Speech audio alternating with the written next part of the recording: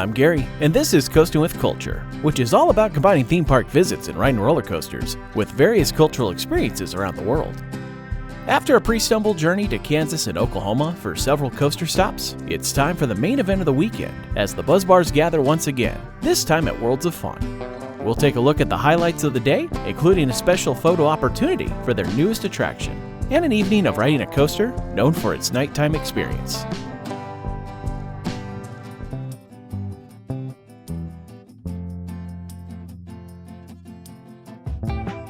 I was really looking forward to getting back to this park for the first time in 10 years, and while not quite as large as previous stumbles in Georgia, San Antonio, or SoCal, there still was a great turnout in Kansas City for the occasion.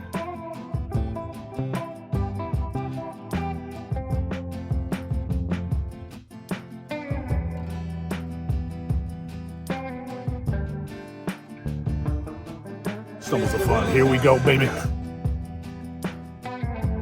And after hanging tight just outside, we were led into the park by Alex from their PR department over to pay a visit to their newest coaster.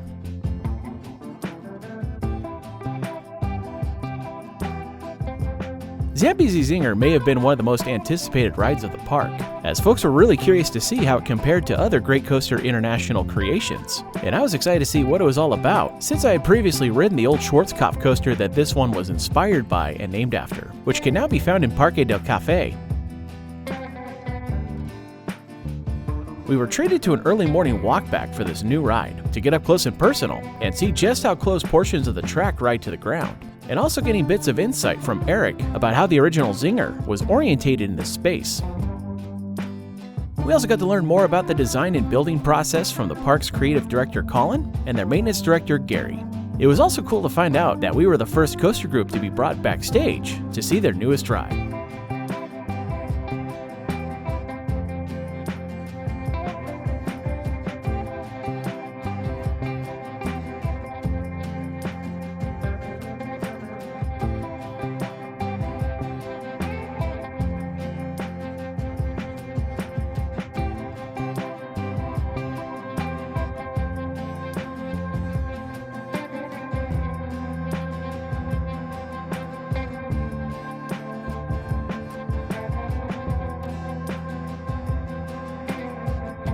But our viewing became even more exciting when they began their morning tests.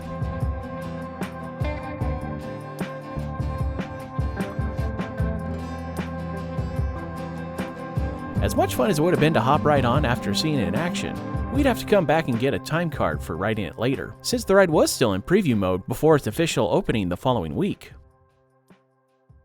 So to kick off our riding, many made their way over to Prowler and others to Mamba.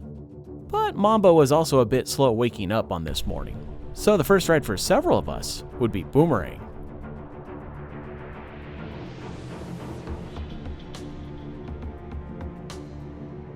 While the ride was about on par in terms of roughness for this common Vekoma model, it did cause a headache that would linger with me for several hours.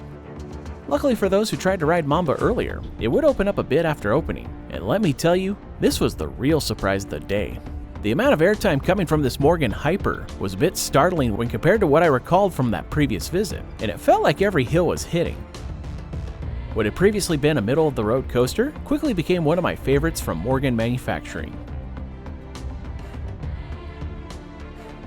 With the return time system they implemented for the preview rides of Zinger, several folks from our group were able to head on over for a ride right before lunchtime. Fantastic. Very whippy, but in a great way. Nice. Smooth. It's excellent. Unfortunately, when I got in line, it went down for a guest getting sick on board, so considering the time frame and how long cleanup would take, I decided to head over to the Grand Pavilion for our picnic lunch. Burgers, chips, cookies, and mac and cheese made up the menu, and the mac and cheese seemed to be a hit with the Buzz Bars once again. And while there were the usual sing-alongs and dancing that has become a staple of the club, this lunch was extra special, as there was a raffle to give away various used coaster parts, including a piece of Zinger wood, a sensor from Boomerang, several wheels from Mamba, and the big prize was a lap bar from Timberwolf.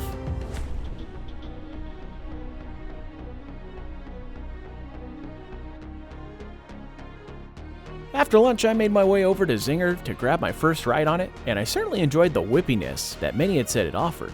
I also found the difference between the segments with traditional wooden track and GCI's Steel Titan track to be a really fascinating dynamic, although I could see where some folks found the transitions between the sections to be a bit jarring.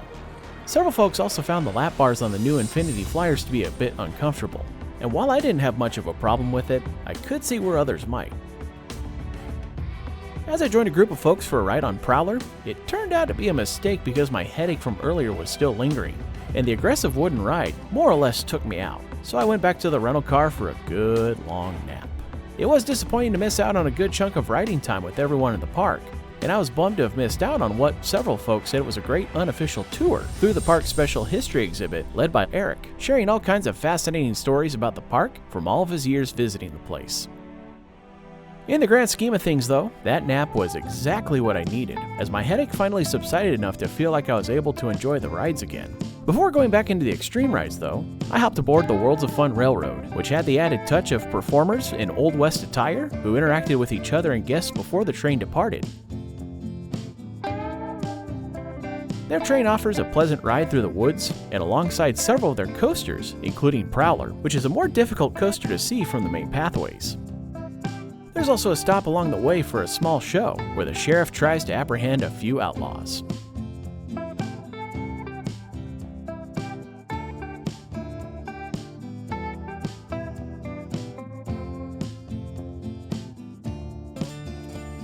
After enjoying a pleasant ride around the park, I reunited with other Buzz Bars for enjoying some more rides, including a lap on their Bolliger and Mabyard invert coaster, Patriot. A ride with a layout that feels inspired by Talon from Dorney Park, and while it's not on the top of my inverted rankings, it's still a quality ride that fits this park very well, and was worthy of another lap.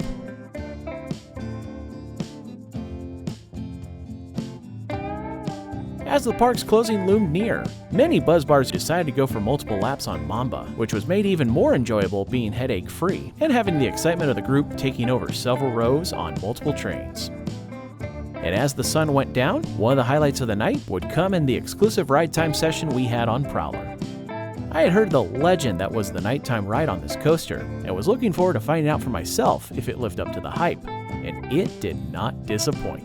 The darkness makes it fairly difficult to keep track of where you are in different turns and drops, but adds to the sense of speed, and some folks really took advantage of the full hour that we had allotted for our session.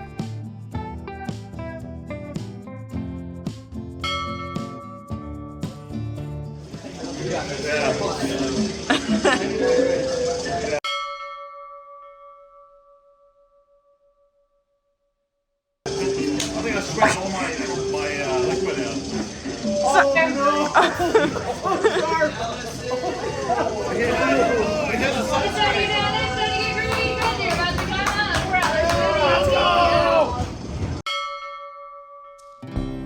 While I would have rather been able to enjoy a full day without interruption, it was still another fun stumble with the Buzz Bars, especially for the behind-the-scenes look at their brand new coaster, and a chance to enjoy some legendary ERT.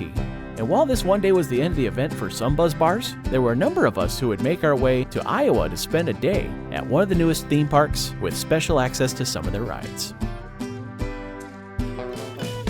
Thank you for watching this video from Coasting with Culture. If you enjoyed it, please give it a thumbs up and click on the subscribe button to see future videos here on YouTube, like these ones which you may enjoy as well. Additional content can be found at coastingwithculture.com, and you can also follow Coasting with Culture on various social media channels at CoastWCulture for announcements, previews, and updates. Thanks again for watching, and until next time, take care and safe travels.